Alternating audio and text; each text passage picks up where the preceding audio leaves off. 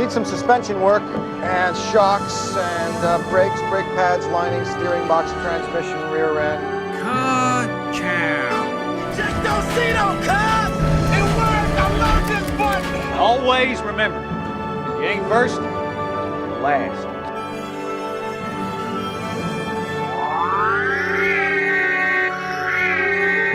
106 miles to Chicago. We got a full tank of gas, half a pack of cigarettes. It's dark, and we're wearing sunglasses. Hit it. All right, welcome back to the Unnamed Movie Car Podcast. Recording at you live from, did they give a location? Hadleyville? Was it Hadleyville, Pennsylvania? Technically, Argentina. What? That's where it was filmed. Was it? We'll get into the trivia. Oh, wow. Yeah, okay. so well, good old we American, are talking about the film, the 1986 film Gung Ho, directed by Ron Howard and starring Michael Keaton. Yes. So a young Michael Keaton. First of all, if you're unfamiliar with the show, thank you for checking out the show. We spend the first 10 minutes talking about anything but the movie to give you the opportunity to not get spoilers. When we hit that 10-minute mark, you will hear... or at least after that is when spoilers will commence. I didn't start the stopwatch, so it'll be a little bit longer than 10 minutes before we start talking about the movie. Well, did you start it now? I started the stopwatch now, so we're 7 seconds in. And we're good to go. Okay. So we try to avoid spoilers for the first 10 minutes. If you end up changing your mind and you want to go watch the movie, you still have time to do so. Yep. But yeah, this was an interesting pick. I'm very excited about it. This was your pick. It was a very interesting one. You sent it to me and said, "Hey, did we do this one yet, or how did we miss this one?" I saw this on a Facebook post. So on Facebook, for those that don't know, I review cars for a living, old and new, and I'm in a lot of there's a Facebook group called Obscure Cars for Sale. So it's all just like 80s, 90s cars that are like super, super strange, weird, Škodas and Yugos and all of that stuff. Škodas, it's a Czechoslovakian company. Made up. That's totally made up name. I'm pretty sure some of the cars in the movie were rebadged Škodas. Oh, they might have been, yeah. Well, we'll talk about we'll talk about it. But yeah, I just saw screenshots of it on a Facebook post. Oh. And then I looked, and it said, directed by Ron Howard. Yeah. And starring Michael Keaton. And I was like, oh, that's like I should know about this movie. I know, right? And I was like, I was like, how had I never heard of this movie? Like, that's some, star power right there. And there's some other recognizable faces, too. At least it's not Rush. Fans of the show will know that I hate that movie. You hated I absolutely Rush. hate that movie. The more I think about it, the more You're just getting angry again? I just get angry. For our 100th episode, maybe we'll do that. And then I'm trying to think of a movie that I hated. Days of Thunder. You hated Days of Thunder, which I was very surprised that you hated Days of Thunder anyway. So Robin's racing, brother. or something. Or something like that. Yeah. So we still have some time. We'll talk about some other car stuff, other life stuff. Yeah. The Polaris Slingshot. Yes. So I came to the studio today in a Polaris Slingshot, a 2025 Polaris Slingshot. Yeah. Stick shift. And I'm leaving it with you for a couple days to drive it around. Yes. Preliminary thoughts. It was you did drive me around the block in it basically, and that was great. That was a lot of fun. I enjoyed it. It was just it's so different. So if you're unfamiliar with the Polaris Slingshot, it is a 3-wheeled open vehicle, meaning there's no doors, there's barely a windshield. I don't even want to say plexiglass. It's it's plastic. It's tinted plastic. You have to wear a helmet while driving it. There's no airbags. Yep. Has one single rear wheel. Yes. That's belt driven. Very odd car for $33,000. Very odd car. So I'm curious to hear your thoughts after spending a couple days with it, because it's strange. Yeah, we'll see how yeah, we'll see. I have a how feeling it you're going to goes. call me on Thursday and say, "Hey, do you bringing it want this back. car back?" Bringing it Which back. is fine. If you could bring it back to me anytime, or I can come pick it up Okay. anytime. Well, that's fine. But yeah, so I that's what I'm appreciate it. cruising around in. Yeah, I mean, from my very first, I mean, it looks cool. I mean, I think it looks cool. I Yeah. like it. And the front end, I think, it looks cool and stuff. But I have no idea because I haven't actually driven it. And I haven't driven, I can't say I haven't driven stick in a while because I drive the Model A. Yes, but that is a very different stick shift. How is that different? You'll slide into it Yeah, fine. I'm sure. I really did praise the Slingshot stick shift. I think is it it? feels wonderful. Okay. All right, Has a good. light clutch. Feels like a Miata. Okay. Even though Polaris told me not to compare it to a That's Miata right. because it's not a Miata competitor. It is a lifestyle vehicle. Yeah. The other thing I want to talk about car-wise, Just like the Pacifica, just like the 2004 Chrysler Pacifica, which I still no drive. trim level, Which I just still drive. And now the it's solar. Pacifica. It's kind of solar powered-ish. It's kind of. Tell the viewers what you really mean, or listeners. So here's the thing. The car somewhere has a very slow battery leak, or there's like a drain somewhere on the battery, somewhere in the car. It has like power everything, so it could be anything. So I did install a knife switch, and I was like turning. I would decouple. I would turn off the knife switch, or I would whatever the knife switch. Anyway, I got tired of doing that. So I got a solar powered battery tender, and it plugs right into the cigarette lighter, and it keeps the battery charged. So luckily we've had a lot of sunny days, and so I have this, but it's a huge panel. Like I bought the biggest panel. Is that what's on the dashboard? That's what's on the Okay, dashboard. gotcha. It's a giant panel. It's a solar panel because I didn't want to put it on the outside of the car, which you should. But anyway, it does, for the most part, allow me to, every couple of days I start up the car, make sure it still starts. But it does pretty much tend the battery for that much. fair. But that's why I call it a solar powered. So something I wanted to ask you about, which is kind of movie related, but we won't Okay. get into spoilers yet. Yep. I drive a lot of 80s cars. Yeah. I've probably driven more 80s cars than you because it is my job. I'm sure you have. Yeah. But I was not alive in the 80s. Right. So everything I say and learn about 80s cars is, through a specific lens. Do you remember the Great American Downsizing from the 70s into the 80s? Believe it or not, I do. So I don't believe it because you don't remember much, but that's impressive. I actually do, because I do remember we had in our family boats. I mean, the cars were gigantic. We had the Dodge Royal Monaco. We had Royal Monaco. You had a Plymouth Fury. That was my first car I ever owned, was a Plymouth Fury. Your dad had a couple biggest car. Caprices. He had a bunch of cars, and they were really big. I mean, they were all very big cars. Yeah. We had a Lincoln Continental at one point. Yeah, with Do you the remember suicide what doors. year? No. Suicide doors. Yeah, that had to suicide. be 60s? Yeah, I'm sure it was. Wow. Yeah. It wasn't like somehow I'm sure my dad stumbled into it somehow. Yeah. Or probably whatever. So then moving to the 80s, you had a Chevette. I mean, that is one of the clearest downsized big time. vehicles Yeah. ever. Well, even like when I had my Ford Mustang, the Fox body or whatever, which I didn't like the Fox body. You liked the Fox body, but I didn't really love like the it. Fox body. But it was the fact that it was number one, it was a Ford Mustang.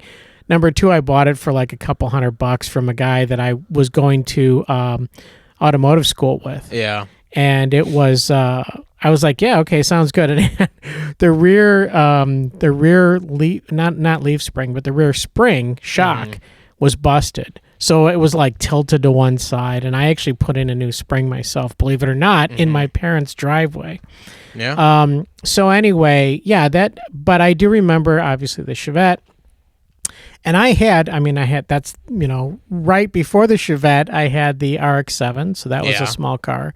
I had the Chevette.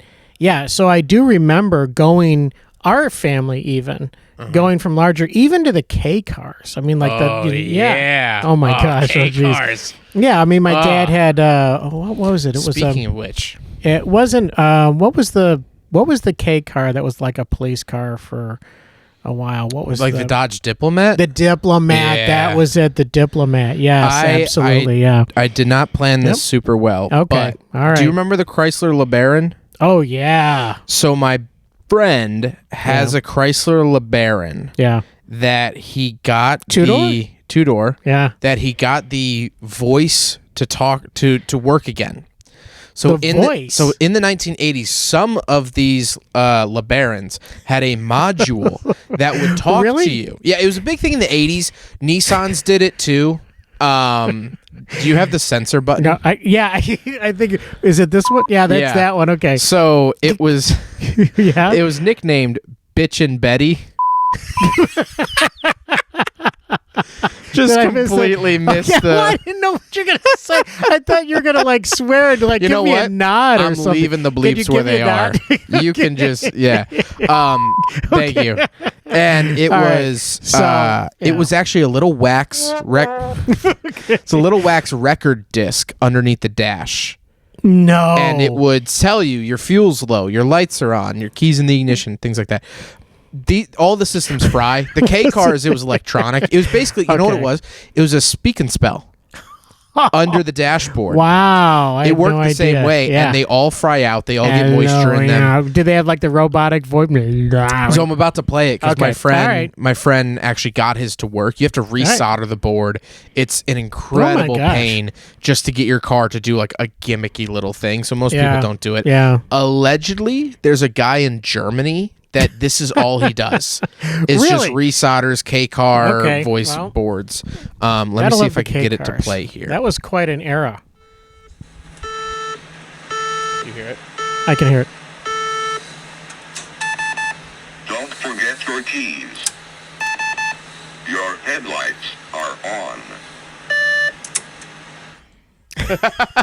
That is what your car would hilarious. say I to love you. That.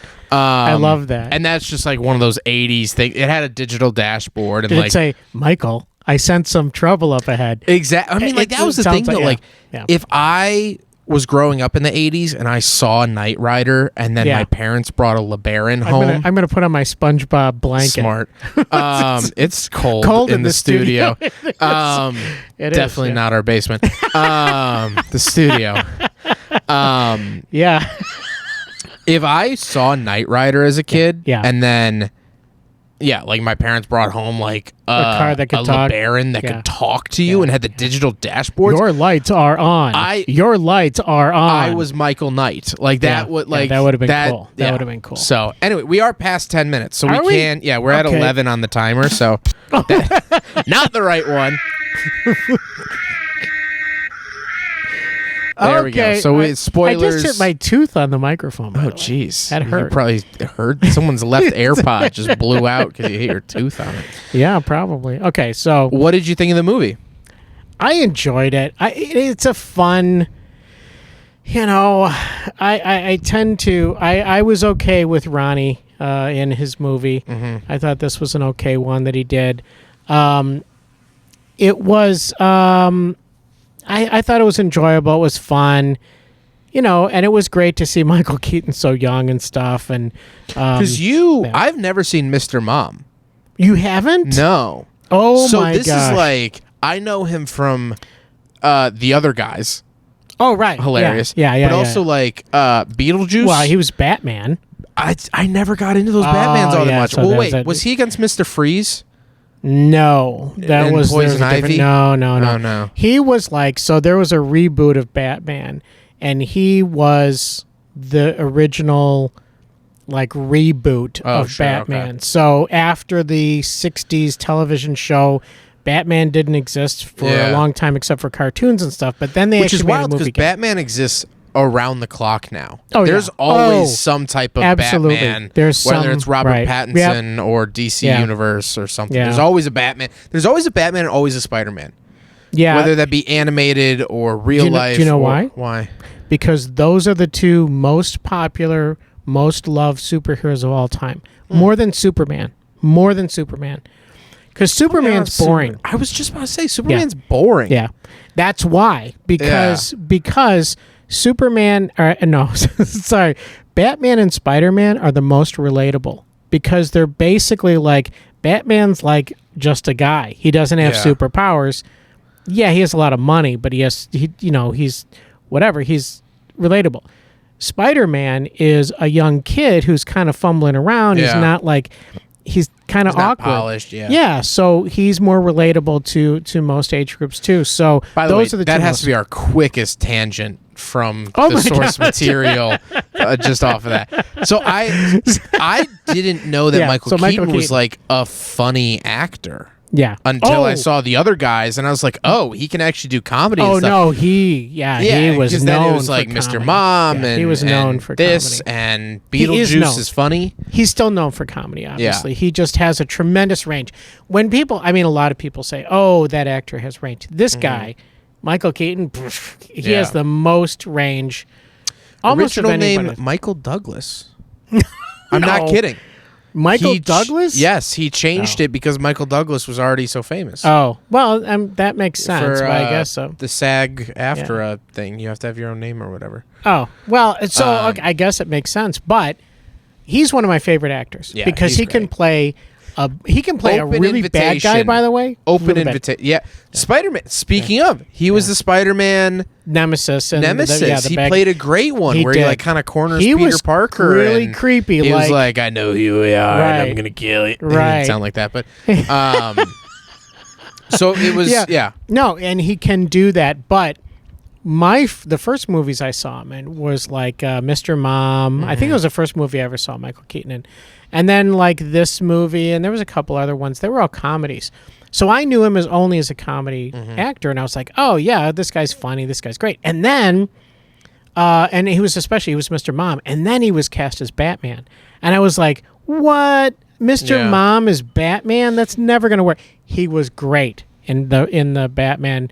I can't remember the director of those, but he played a great superhero. Yeah. Batman, and then he went on to play a myriad of different characters in lots and lots of different movies, but they ranged from really dramatic.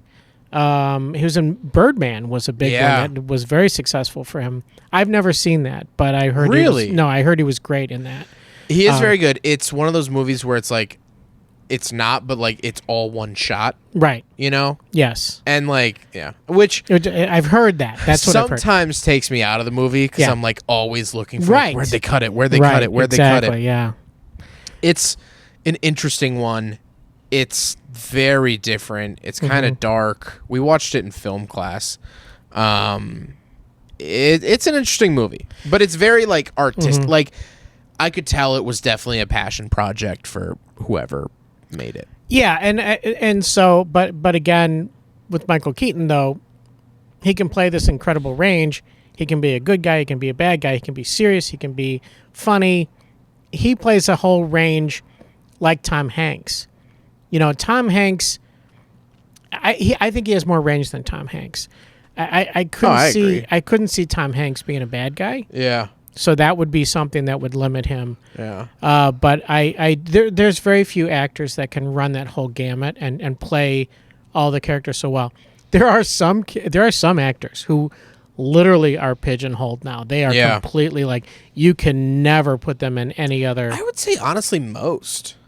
I would say most are like that, where, you know, Tom Hanks is always going to be that lovable character.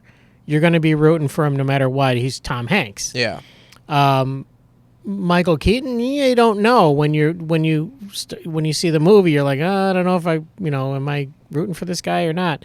But you're right. Most, I mean, and sometimes movies put character or actors into roles because they want people to think it's a certain kind of character, and then they flip it and it turns out to be a bad guy or something. So that happened with like Alan Alda. He's been in a couple movies where he plays a really bad guy. And after watching Alan Alda and the MASH TV series for so long, everyone's like, "Oh, he's such a nice guy." I and everything. only know Alan Alda from Bill Hader's impression on SNL. Oh gosh, That's- Bill Hader does Yeah. the best. Shout out to Bill Yeah.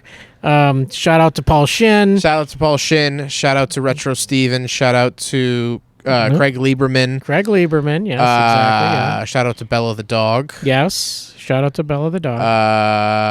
Yeah, we forgot to do our shout outs. Yeah, but What'd you think of the rest of the movie?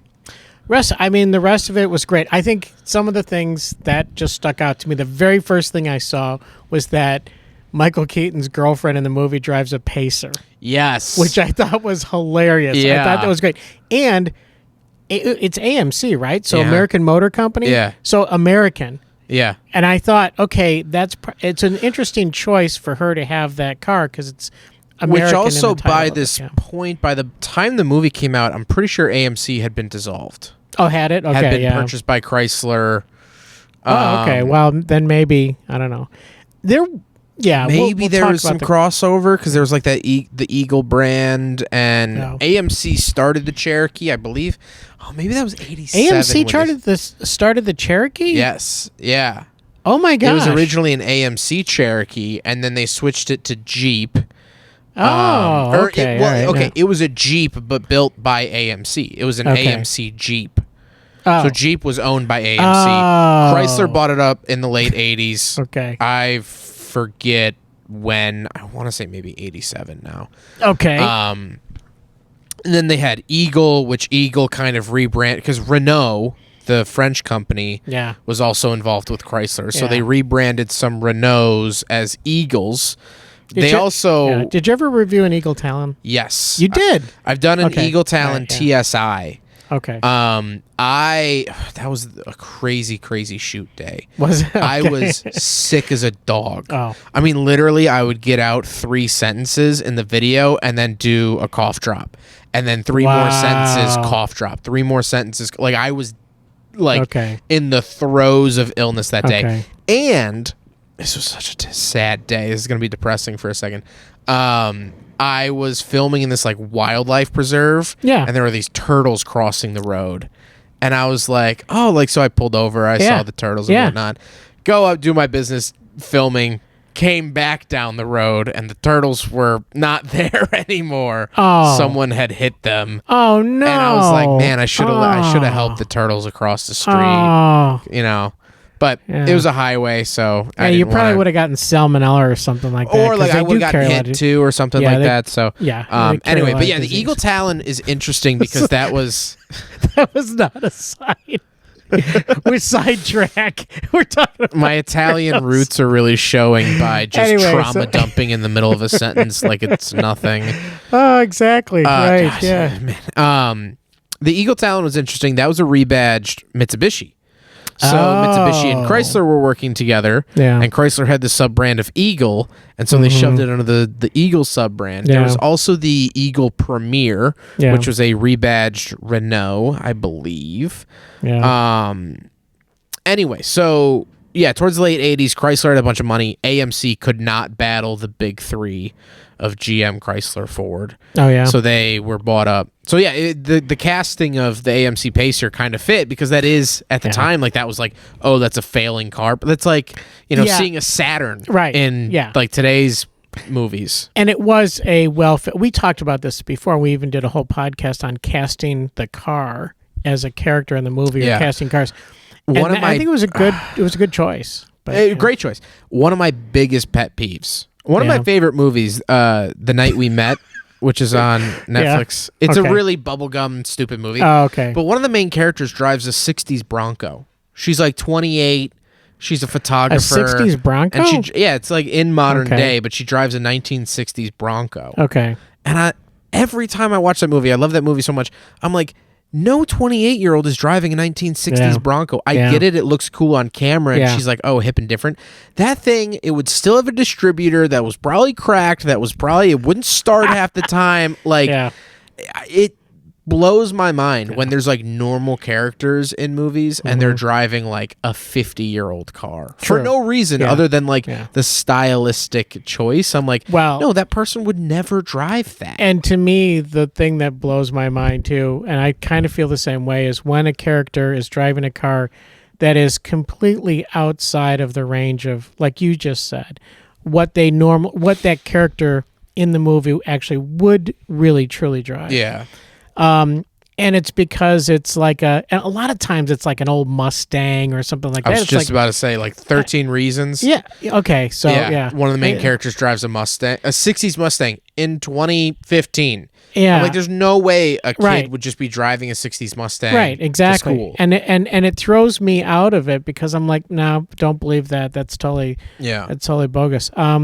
And again, I think I listened to our episode of when we were casting the cars for the different characters that we created. There's a lot of thought that goes into things like that, and you really should really think about cars in movies, obviously. So the Pacer was great. That was really the only like featured car besides the Asan company, which sounds a lot like Nissan. Yes, so which we'll get into. But Asan, obviously, that was a very funny name to give the car, the Japanese car company. But and I do think, honestly, with this movie, I do think it really does make you take a step back and look at American culture from a different lens. These guys were coming over, and for the most part, except for a couple of them, they were actually trying to help. They were actually trying to do a good thing in the town. And so, but the Americans were so like American. They did, Ron Howard did a great job of casting or really portraying Americans as these, we think we're better than everybody and we're, self-sufficient and all of this stuff and we're number one. And it was like, some of the scenes where it really showed them being very gruff Americans and like being jerks, basically. I thought was really well played. And even for even for back then, even now it would be even more sensitive. There would be more sensitivity drawn to that. But I do like the fact that Michael Keaton's character goes to Japan and he's doing his presentation. He goes, "Yeah, my dad was over here in Japan in 1940." Yeah. And he's like, and then he changes the tone. He changes the topic because it's like 1940. Yeah, okay. Okinawa. Right. Yeah, exactly. So yeah, I loved the movie. Did you? Good. Story-wise, honestly, I was like 3/4 of the way through, and I was like, is this just Remember the Titans, but in a car factory? I didn't see Remember the Titans. It basically talks a lot about like racial segregation in the South and how on the football team, they came in and the two separate races didn't like each other, but by the end of it, they were brothers. Oh, okay, and through the lens of football, they realized they're not so different, you and I, and all this stuff.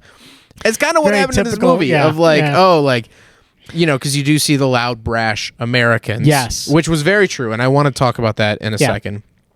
But then you also have the Japanese that are like very by the book, very strict. Very much so, very strict. Throughout the movie, you start to see like the Japanese guys are like, yeah, we're way overworked. Yeah. Like if a car is not fixed, like you stay late, like you don't see your family, like you do it for the cause, like that's like, and they're like, and like thing, you work yourself to death, like that's the honorable thing to do. So like the truth or like the good life was somewhere in the middle, right? Exactly. And exactly right. That was pretty much the notes. Let me grab my notes. Well, it's all about the work-life balance. So, and everyone talks about it. And nowadays, and it's always been that way, but nowadays especially, they talk about work-life balance. Yeah. And, so the first note I wrote down was captures the U.S. demeanor versus Japanese demeanor super well. It does a great job at that. And holds up. And it does, but also in driving so many Japanese cars, so many American cars. Yeah, you would know. Japanese cars are built very different. Yeah. Every place that needs a screw, there's two. Oh, really? So like the old Lexus products, like the Lexus LS Yeah. which is like the late 90s, early 2000s, like big boaty V8 Lexus, Yeah. you know? Yeah. That is hailed as one of the most well-built cars on planet Earth. And Yeah. because my buddy completely disassembled one at 630,000 miles. And he was astonished because 630,000. because That's amazing. Every bracket had 2 bolts. Everything was so sturdily mounted, and they Wow. probably lost $100 in extra hardware. Right. But that's the Japanese way. Right. To the point where in the late 90s, Nissan was not profitable at No? all. Nissan made no money, even though Oh, they had wow. great product. They made no money because the Japanese wouldn't cut the quality. They're like, we'll work extra hours, we'll hire more people, Wow. but we're not Yeah. cutting the quality. So they hired a guy named Carlos Gojin, who Okay. was, I think, of Spanish descent. And they literally hired him to do, like, literally, this is typed out. They hired him to do the thing that Japanese couldn't, which was lower the quality of the cars to save money. Oh. Because no Japanese CEO would drop the quality Yeah. in order to, save $1. But anyway, so what I wanted to talk about was that Yep. in the 70s we had the oil crisis here in America, but also worldwide, right? Oh, sure, yeah, Gas got yeah. super expensive. Oh, yeah. Yeah. And those big floaty American cars just weren't not only like no one wanted them because they were highly inefficient, Yeah. but they were also kind of going out of style. They like were. it was Yeah, like, it's true. like That's true. kind of like how we look at Hummer H2s. It Yeah. was like, Yeah. driving a Mercury Grand Marquis that was 19 and a half feet long with only 2 doors and somehow a 8.1 liter V8 that made 160 horsepower. It's amazing. And you're right. And those cars were long and really big and only had 2 doors. We love them in hindsight. Yeah. But you have to remember that in this era, this every single parking lot was filled with these boat cars. Yeah. I mean, They were it really boats. fell out of They style. truly So were. at this time too, Japan started sending more cars to the U.S. Mid 70s, late 70s, we started getting more Japanese cars, and people started to realize that they were affordable. Right. And they were very well built. Yeah. Japan always had a focus on 4-cylinder efficient engines since day one. Really? Okay. Oh yeah, yeah. Okay, I mean, the powerful cars had 6 cylinders, but a V8 in Japan is nearly unheard of. There are Wow. Japanese V8s. Yeah. The Lexus LC500 has a Japanese V8. It does? Oh, The yeah. LC, okay. But LC500. That's it was a cool all car. it was all 4 cylinders. All their Toyota pickups had either 1.6 liter, 1.8 liter, or 2 liter engines. They were always super efficient. So when Americans started to want that we started to buy a lot more Japanese cars. Now this ruffled a lot of feathers for a couple of reasons. I bet. First of all, the big 3: GM, Yeah. Ford, Chrysler. All they did was build big boat cars. And now you have Right. these tiny little Econo boxes coming in. So they started investing in, starting to build their own economy cars. We saw Yeah. like the Ford Fiesta. We started to see Oh, the yeah. Chevy Chevette, Yeah, the Ford Fiesta. Chevy yeah. Cavalier. Yeah. Those little J-body cars, especially like the epitome of it is the Cadillac Cimarron. If you remember the Cimarron. Yes, I do. It was a Chevy Cavalier with a Cadillac badge stuck on the front. No. Little 2-liter inline Wow. 4 iron block engine. What was the 3-cylinder car that was The like Geo Metro. No, I think it was like the Ford, not Festiva or Fiesta. No, it was like a. I don't know there if was it a ever three- came with 3 cylinders. There was a 3-cylinder car. I remember when I was in automotive school, Huh. and one guy was driving it, and Maybe the older Fiestas, they might have yeah, came with might. these. I'm not sure. Fiesta or it began with an F. I think it was Fiesta or I don't They know. did have the Festiva Yeah, in the there was a late Festiva. 80s, early 90s, Okay. but those were still 4 cylinders. Okay, no, there was one Um, that was like a motorcycle engine, kind of. It was like 3-cylinder, but anyway. Interesting. All I don't know. all that comes I to don't- mind is the Geo Metro. Which Yep, was a 3-cylinder. maybe it was the Metro. Maybe I'm thinking of something different. Maybe because I But- do remember. But yeah. So throughout the late 70s, Yep. early 80s, a lot of the American car brands started to make their own version Yeah. of an economy Japanese car. Okay. They sucked. They all sucked. That's true. They didn't have the build quality. Yeah. Well, I can tell you that with the Chevette. Oh, yeah. I'm sure. Yeah. I had a 4-door Chevette. Yeah. That's tough. Which Yeah. that was very funny, but yes, Yeah. I had a 4-door So- Chevette. Mhm. So throughout the mid 80s, Yeah. we started to see that a lot of the big three companies were starting to give up on trying to produce little small cars, and they were basically contracting the Japanese companies. Every big three automaker latched on to some Japanese automaker. Interesting. Right? So Chevy latched on to Toyota. So we got vehicles. That's where the Geo brand came from. You remember the Geo Prism? Yeah. Oh, the yeah, Geo absolutely. Tracker? Yeah. Those were built together with Toyota. Oh, okay. Makes sense, yeah. Chrysler got buddy-buddy with Mitsubishi. So we had like the Ram 150, which was just a Mitsubishi Mighty Max rebadge. Yeah, right. Yeah. You sure. drove a Mini Max or Mighty Max, right? The Mighty Max. Mighty Max. Yeah. And then that was Ford, Mitsubishi though. That was a good one. Yes. That was a good little truck. Yeah. So that was GM also started to like get buddy with like Suzuki and Isuzu and things like that. Oh yeah, Isuzu. Yeah. Ford got together with Mazda. Oh, so the Ford Festiva in the late 80s was a Mazda 121 overseas. So it had a Mazda 4-cylinder, which was a little bit modified Miata engine, and you can stick a Miata engine into those things and they rip. I bet. So anyway, long and short of it is, that's kind of how this movie came about. It's an American town that they have this empty factory. They go to Japan and say, hey, will you build cars in our factory? Yes. Which is like very much rooted in truth. And I didn't realize that. So I appreciate that background. Yeah. Because that makes it more real. So, in the 80s, there was a really big push for Japanese automakers to start coming here. Yeah. In 1989, Subaru opened up their factory in Indiana. A giant Subaru is one of the largest employers of Indiana. Really? Oh yeah, they build they build some Crosstreks there. They build the Ascent there. They build I don't think they build the Forester. They build the Legacy there.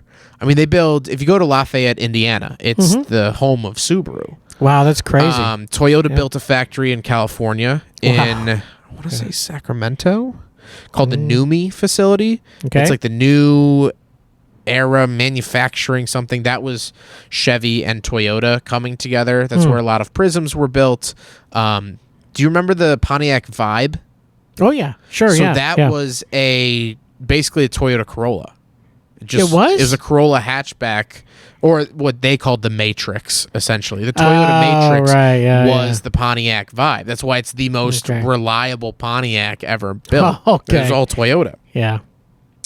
And so you start to see a lot of this. And so that's like, I know this is a fictionalized movie very clearly, but it is kind of historical because this was right in that era, 1986, of like when that was actually happening. That's pretty wild. And I it's didn't know a very, that, satirical, version of it. Yeah. But also like there are hints of truth of like the unions. The American auto worker unions here, I'm sure, they run things. Oh, yeah. There are cars that are built and there are cars that are not built because of the unions. Yeah. And we're facing big issues with that now, with a lot of the battery plants. People are, companies are trying to build battery plants and not use the unions to build the batteries because they're not technically car parts and all this stuff and blah blah blah. My point being is that this was a really cool look into that era. Satire, funny, comedically. But also if you don't care about the plot, it is some great just 80s watching. Oh, yeah. Like, it is, like, when he goes to Japan, there's, like, all old, like, Cressidas driving the streets and the old... Yes. You see all the rearview mirrors on the fenders and, like, it's funny. I sold my RX-7 3 years ago. Almost 3 years ago. Has it been 3? It's almost been 3 years, yeah. Wow. It made me understand my old RX-7 like more. Really? Like my car fit into that era so well. Like the 80s stuff was just like, there's almost no way to describe it, but like everything in the movie, obviously because it's from the 80s, was just like so like 80s, and it was just it's hard to describe, but it's just like, the Datsun Z's like made so much more sense after watching this movie of like that was the style of everything. The 80s were so I don't want to say cliche, but they were so identifiable. So many things were tagged in that, decade of the 80s. And you could absolutely say, oh yeah, that's an 80s thing. That's like the 50s. The 50s is very iconic. The 80s were super iconic because there was music. There was like the beginning of synthesizers and music and stuff like that. So you had a very interesting, very identifiable sound to the 80s, and a lot of great movies came out in the 80s. A lot of great songs came out in the 80s.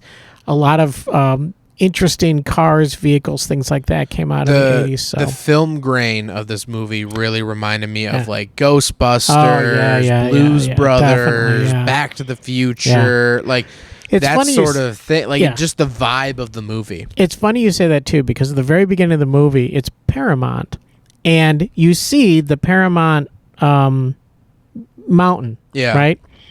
And the funny thing is that if you look at it, it's shaking.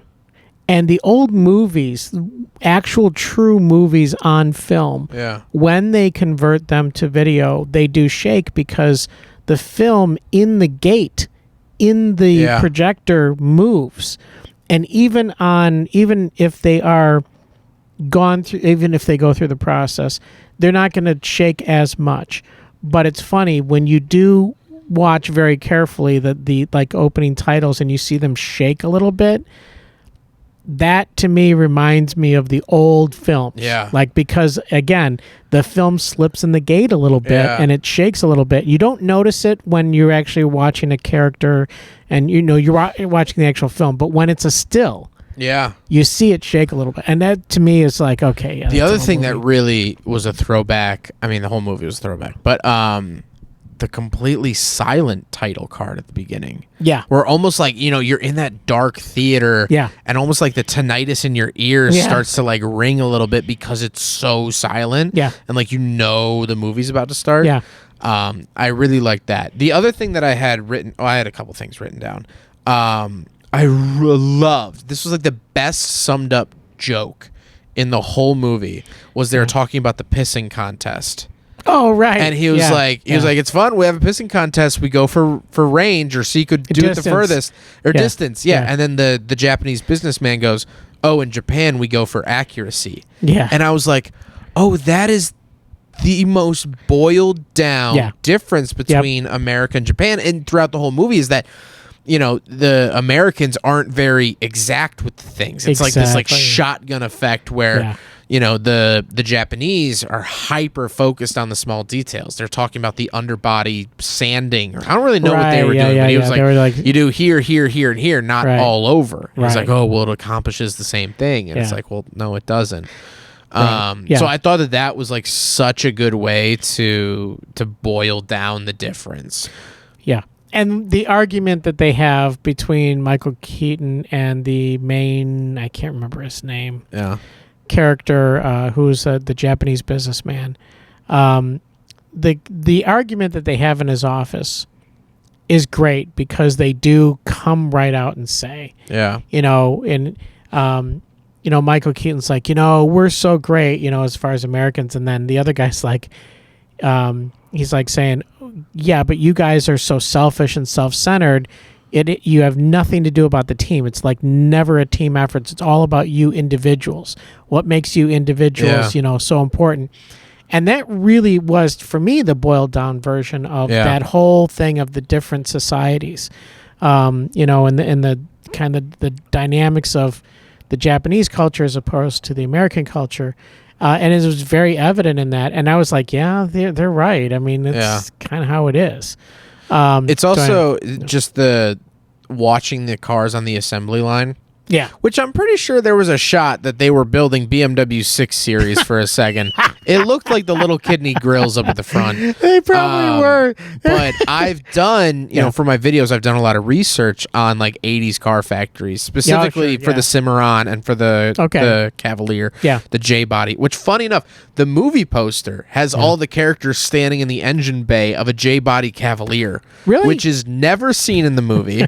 The badge is obviously removed. It's just like, you know, a boxy 80s car. But it's just so funny that they're all standing in the engine bay of a Cavalier when it's never in the movie at all. That is very funny. But when I filmed old Cavaliers, they used to be built just across the border from us in Janesville, Wisconsin. It's about an hour from where we are now. Yeah. And so I did some research into that plant. They bulldozed that plant, I think, in like 2012 or 2011. But I was able to find old archival photos of people putting together the Cavaliers in the 80s. And you see the mullets, you see the big hair and the mustaches. The guy looks probably 41, but he's probably 28. Yeah, exactly. And so, like, watching this movie of them, you know, like the hard work putting the cars together before everything was robots. Right. Was just really cool as a time capsule thing. Like, just to see, like, this is how they put together cars. So let's make a remake of this movie, but instead it's like the American owners and then robots come in and there's like binary like an to each other. R2-D2 comes in. And it's robots versus human beings, and or it would be a TikTok, because then the guy would be like, "Oh, those are weird. Reprogram done. All right. Oh, pumping out cars again." Anyway, but it's always so funny to me. 80s movies just always had this feeling to me where like it all hung on one decision. Oh yeah. And 9 out of 10 80s movies, if someone was like, "Hey, that kid looks like he's not well," and the movie would end if he had like medical attention. You know what I mean? Or like, or hey, don't do that. Right. You know, and like, so they, you know, I just feel like every 80s movie could be changed by just like one, like, "Hey, knock it off. Oh yeah, you're right. Sorry, my bad." Right. And, you know, roll credits. Yeah. No, and that's very funny because there was I think, a very different feel to 80s movies. Yeah. And every decade of obviously every era has its own different styles of movie. 50s movies are very identifiable. Sure, yeah. And the acting in 50s movies. Yeah. But 80s movies, you're right. It is that kind also of thing just with like the a movie like plot this, points. I don't think could be made today. Or like it I just don't know. probably That's wouldn't do well because it's probably not. like, that was the thing. It wasn't like this like grandiose idea. The world wasn't ending. There wasn't super high stakes. Oh, there were that's stakes, right, but like it wasn't like, if I don't get this gemstone, then, you know, half the world is going to lose clean water or something like that. Like, it was like, oh yeah, the plant might close.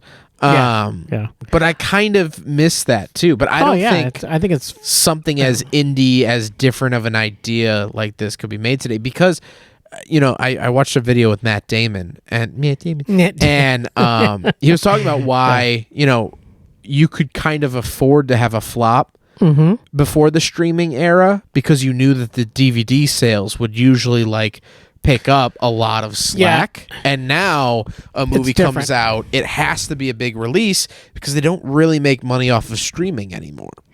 No, and it's a very different industry. So back in the day, when movies first came out, obviously you could only see movies in movie theaters, and so that was, you know, you had to, box office sales was king, and that's all there was.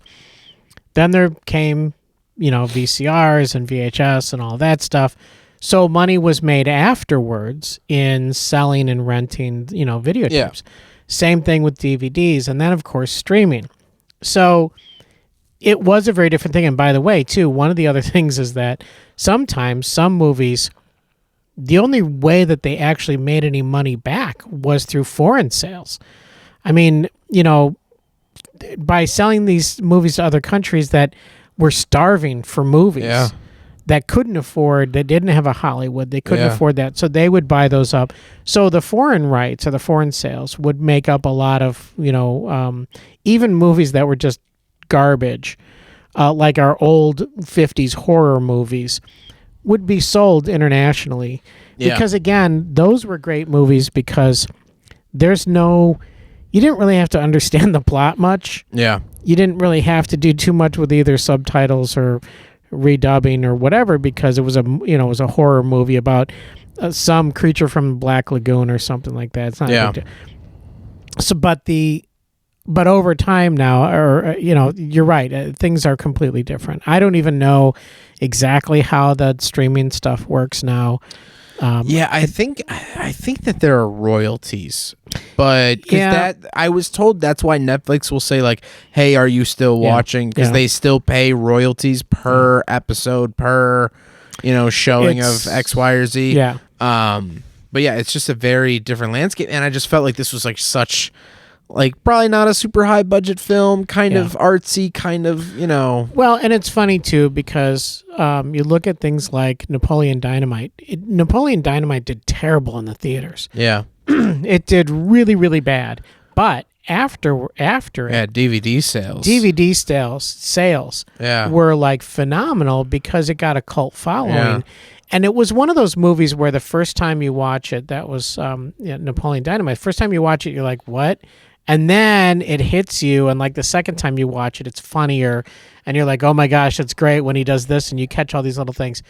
So that's another dynamic of movies too, is their ability for resale, their ability for... Sometimes it's really, really hard to know if a movie's going to kick in or not, if it's actually going to make any money. There was a lot of movies, that no one had any idea if they were actually going to work out or not, and they did really well. So anyway, I do want to get to trivia. Okay, I don't know what time we're sitting at. If you could check, please. We're sitting at 49 minutes. Oh, perfect. Okay. Yeah, we're good. So we're getting towards that hour. Yeah. So this is brought to you by, but in no way sponsored by, IMDb. Okay. So it's just paid or pulled directly from, and all my notes just disappeared. Oh. There we go. Okay. All right. According to Bloomberg Business Week, say that 5 times fast, Toyota executives later used this movie as an example of how not to manage Americans. Oh. So as I said, in the late 80s, early 90s, Toyota started to build factories here. They have a factory in Kentucky. They have a factory in Alabama with Mazda. They have a factory, they had the NUMMI plant in California. Yeah. They have the Texas plant for their trucks. And so I guess part of the training was say, hey, this is how Americans are. Here's the movie. Don't do this. Yeah, I guess, well, and I do think actually, honestly, I do think it's a good look at both cultures and the clashes that can definitely So that was happen. something I meant to mention when I went on my 70s, 80s rant, is that American car companies, they were very stubborn and stuck in their ways. They still wanted to build the big chrome bumper, 19-foot-long cars, and the car companies reflected that. They're like, we still want to build this stuff, and you see 80s cars, and you're like, oh yeah, they look like just miniature versions of 70s cars. Yeah, they were very stuck in their ways and very stubborn about it. Yeah, not to get too crazy, but I think we're seeing that here today. With EVs, American EV cars are very stuck in their ways, where Chinese EV cars are way better than ours. Are they? Incredibly. They charge faster. They have a lot more range than us. They are far ahead of us. And so now the big three is actively petitioning the government to not allow Chinese cars to be sold here. Because if they are sold here, we're done. Okay. I mean, you're going to be able to pay $60,000 for a 3-row electric SUV that can go 500 miles, and there's one that will float on water for 30 minutes. What? Yeah, it's like a safety thing. So that's the thing with EVs, is that they all are the exact same. I mean, underneath, EVs really struggle to have personality. It's very hard to have an EV with like an actual personality. Yeah. So they start to have all of these weird, like the Cybertruck. It's just an EV, but it has to look super wild to differentiate itself from any other EV pickup truck. The Hyundai Ioniq 5N, love it. It looks like every other EV, but it has that fake revving. So it's an EV, but you can rev the engine. Yeah. You know, it has to have something unique and different. Yeah. No, I get you. I get you. We're starting to see that again. You know, us Americans, we are very stubborn. Yes. And so that was very clear here. And I thought that was interesting that Toyota uses it to train. Yeah. It is. Next up, the make and models of the automobiles manufactured at the Motor Corporation in the film are 1985 Fiat Regattas, which is basically a Series 149, and a 1986 Fiat Spazio, which was the 147. So like a Fiat 147, Fiat 146. Both produced by several Argentina factories under license of Fiat. In real life, one of the locations where the assembly line and the automobiles were filmed was in Seville plant of Argentina. Oh my gosh. So they did film parts of the movie in Argentina. Wow. Which I thought was kind of interesting. Which is hilarious to me. Which also, like, if you know, like, if you're really into cars like I am, you saw those cars coming off the assembly line, you're like, those ain't Japanese cars. Those have hard... you know what they have? They have Cold War bodywork. Like, those cars were, like, so... I mean, think about it. The Berlin Wall was still up when this was built. You know, they were still in East and West Germany. Yeah, that's true. It is true. Fiat is, as much as I hate modern Fiat, they have done more to mobilize people across the world throughout history than any other brand. Wow. I mean, they sold the right. I mean, that was one of the things. They were just like, they're like, hey, we want to build your car in Guam. They're like, all right, cool. Here's the rights to it. Like, pay us, XYZ. There's a car that I'm actually supposed to drive another one soon, called the Polski Fiat. Okay. Same exact thing as a Fiat 126P or Fiat 126, but was just built in Poland. And the people of Poland hail this car as like their national mascot. Really? Even though it was just a Fiat, but it was built for the Polski brand, which was Poland. Huh. I love communist cars. I mean, I could go on for hours and hours and hours about communist cars. But seeing the big square headlights and the asymmetrical grills of these Asan cars, I'm like, oh yeah, that's a communist car right there. That ain't no Japanese car. Well, I do love when Michael Keaton is driving away in the car at the very end. And it falls apart. And it falls apart. Yeah. And what does he say? He says something like, well, it drove really smooth, or like... it handled great until then, or something like that. Great. Yeah, I have to say the hand handled great. The guy pokes the windshield, there's no windshield, and he goes, safety glass. Yeah, exactly. I mean, there's some really great Michael Keaton delivery lines. He's very sassy. He's very salty. He's very, very much the Mr. Mom type character, but in a different world. Which I don't know if I wrote it down, but in Mr. Mom, he also loses his job as an auto exec or something like that. I don't know if it's auto. It might be, but maybe auto parts. Maybe. He does lose his job, though, So, which, by the way, we do need to do planes, trains, and automobiles. Did we not do that? I don't think so.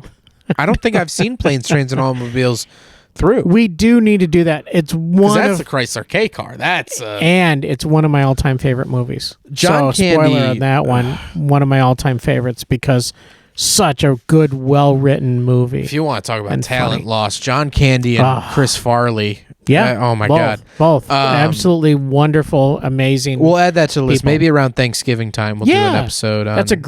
It's a great Thanksgiving movie. So. The park scene was filmed in Beaver, Pennsylvania.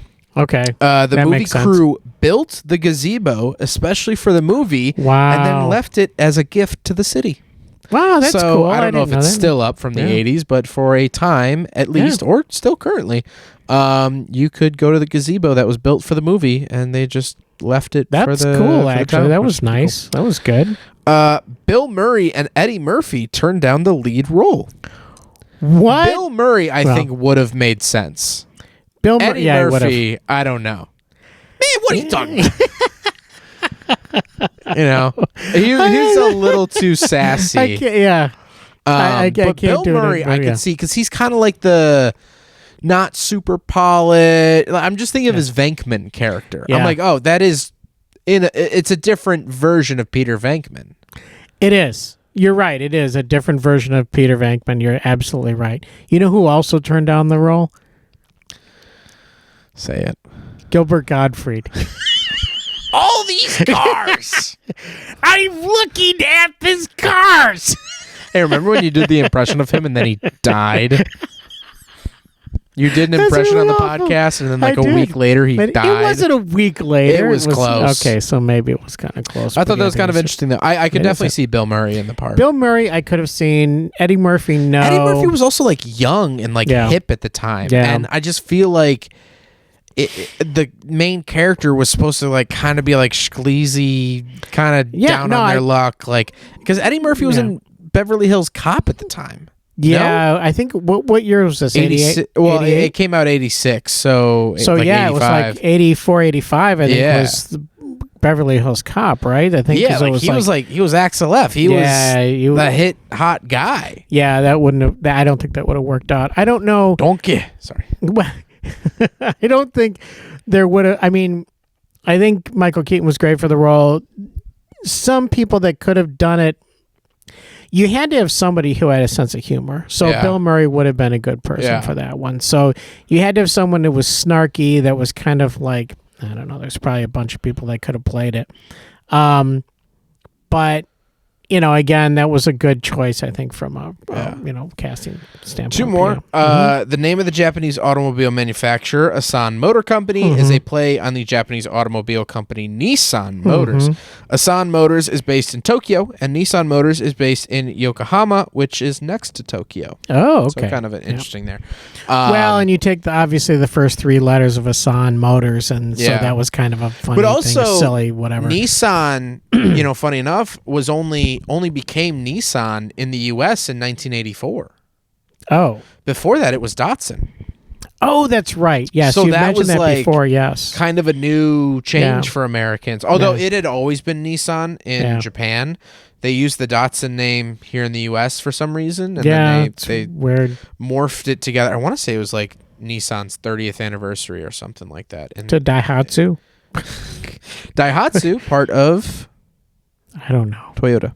Is it? Yeah. I don't know. Daihatsu, very short-lived here in the States, but very, very loved across the world. You really? Yeah, I've driven a handful of Daihatsus, and I love them. Yeah. Yeah, I drove a Daihatsu Opti Club Sport a couple weeks Oh ago. my gosh, is that a golf cart? What is that? Is that? It was a K car, so basically it was yeah. smaller than a Right, golf okay. cart. Yeah. Little 3-cylinder. The last one, I don't think you knew this. No, I don't know it. There was a 9-episode TV show called Gung Ho after this. No. And it retains some of the cast. No way. It was a 9-episode sitcom. I would love to get my hands on that. I don't know Yeah, if that that's would be good. streaming anywhere. Where did you end up watching this?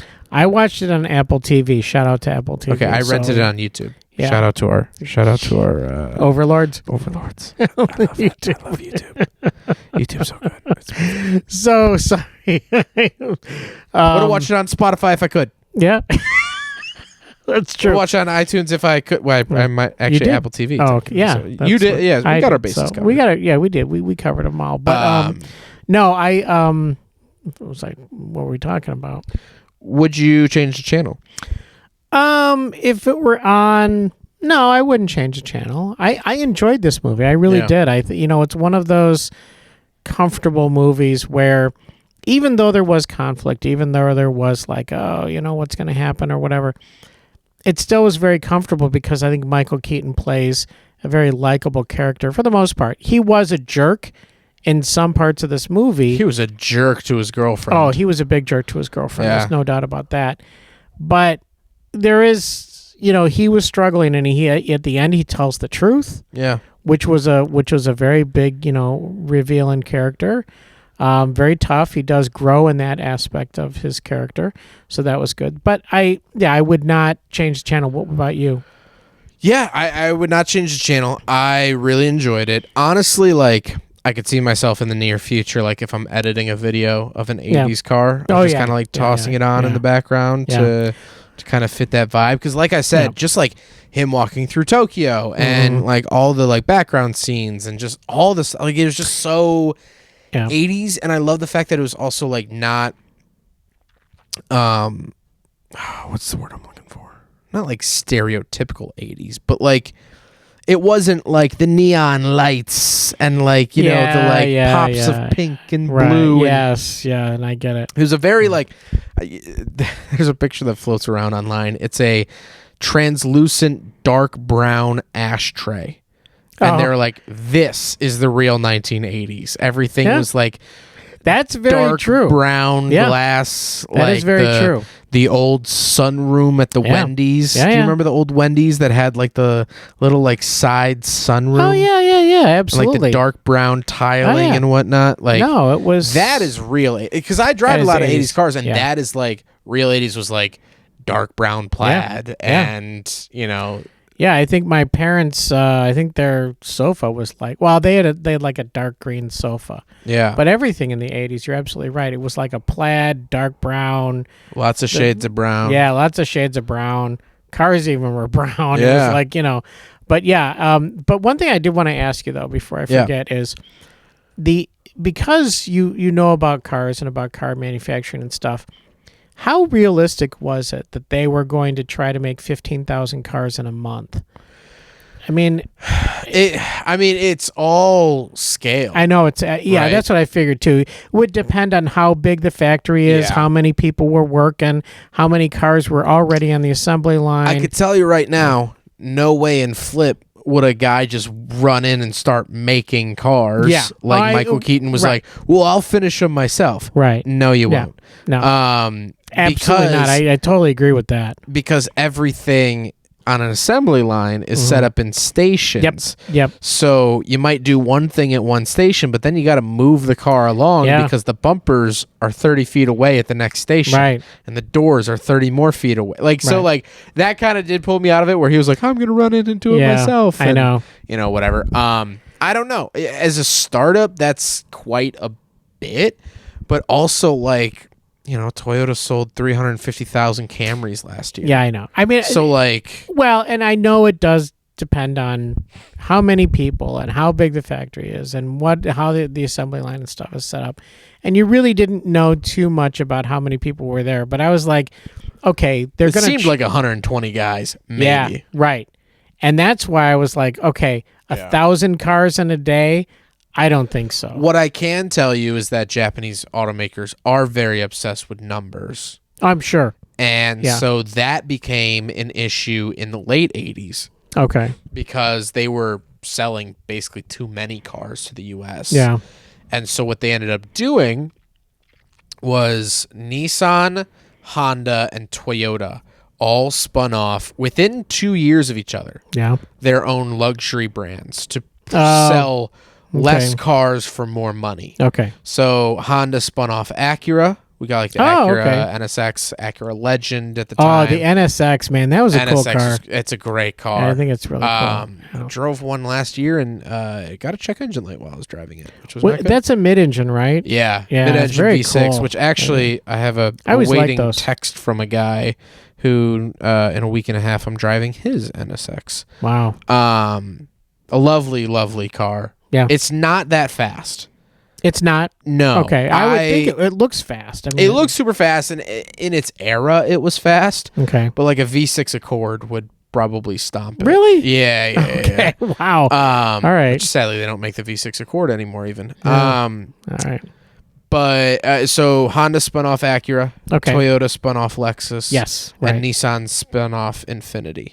Oh, that's where that came from. So this is basically okay. a way to Japanese automakers limited how many cars they would send to the U.S. Makes sense. So they started making luxury cars to then, makes sense. Which was unfortunately happened as this movie was coming out. So that I'm sure they didn't incorporate that. Oh, okay, gotcha. So Yeah. I think Acura was 86, Lexus was 86, and I want to say Infiniti was 89.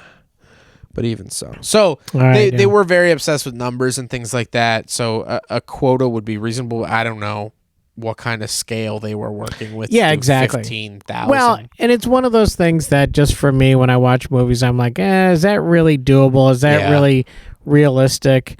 And I thought, okay, well, maybe depending on, like you said, how many people were there. I mean, at the end, it looked like if that was all the people doing calisthenics like at the end, there was like you said, there's probably 120 guys or whatever, not that many.